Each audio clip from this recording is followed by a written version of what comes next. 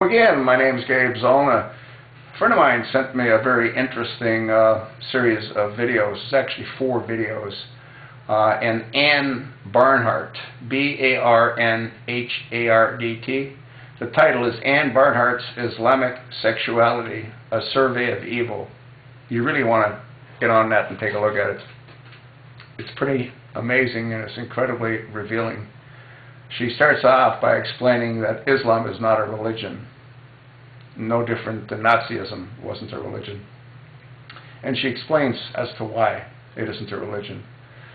And then she brings your attention to a lot of different things that people may or may not be aware of. I've made videos and I've spoken about women being mutilated sexually. They remove their clitoris and they actually sew up the area. And what they leave open is the size of an anal opening. Yeah, and they do this to little girls. I mean, they can be 6, 7, 8 years old, up to 14 or 15 when they do this. And they don't use any kind of medical treatment. She also spoke about something that I was really sort of disgusted by and amazed by.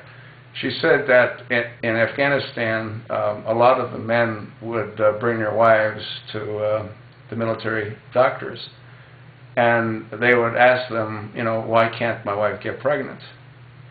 And the doctors were interested in this to make certain that there weren't any chemicals that were being introduced into the air that would cause that. So after having done extensive tests, they found nothing wrong with the woman. And then what they did is they had some female doctors talk to the women and ask about how they have sex with their husbands. It's all anal, which is why they couldn't get pregnant. And when the doctors tried to explain this to the men became very upset. They didn't believe this. They didn't believe that that's a problem. Anne also talks about how women are considered to be less than animals. They're animals. It's pretty amazing. I had no idea. I knew that they mutilated young women. I didn't realize the extent. Anne said that 97% of Egyptian women have had their clitorises removed. 97%. And across Africa, about 90%. Saudi Arabia is one of those areas. Yeah, and she also made it clear that, you know how now it's okay if you're gay? And she said that it is not a genetic thing. It's proven based on their culture.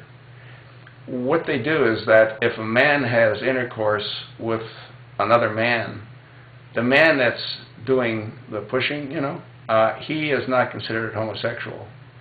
The person that is being raped, if that's what you want to call it, he's considered to be homosexual. She also talked about madras, that's M-A-D-R-A-S-A-S. They're schools for young boys. And these schools are just nothing more than areas that the clerics can go and pick out little boys and do what they want with them.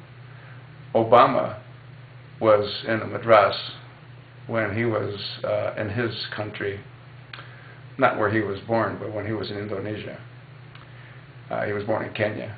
I don't know if they have madrasas there or not. But that explains why Obama is the way Obama is. And she even mentions specifically about Obama. He was probably introduced to these bazis.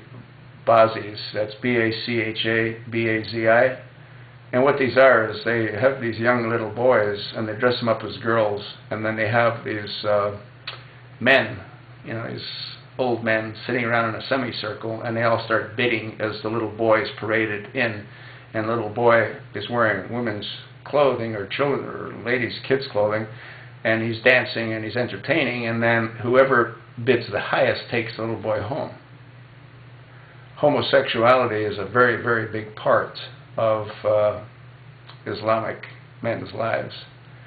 And one of the reasons that is that they're taught to despise women at a very young age. And so that's what they do. Pretty interesting. You definitely want to have a look at it. Ann Barnhardt. She became somewhat famous when she made a YouTube video and she went through the Koran and she used strips of bacon as bookmarkers. And she also gave her name and her address if they wanted to come and get her, because she said she's very well armed. So, once again, you want to take a look at this and please pass it along, because it's really scary. And this is what our country's headed towards. It explains, again, why Obama is the way he is. He's a full-blown homosexual. And I highly doubt that if DNA tests were done on his two daughters, that they're his daughters. You know? Now then again, they could have been artificially, she could have been, who knows? The whole thing is sickening. Bloody sickening.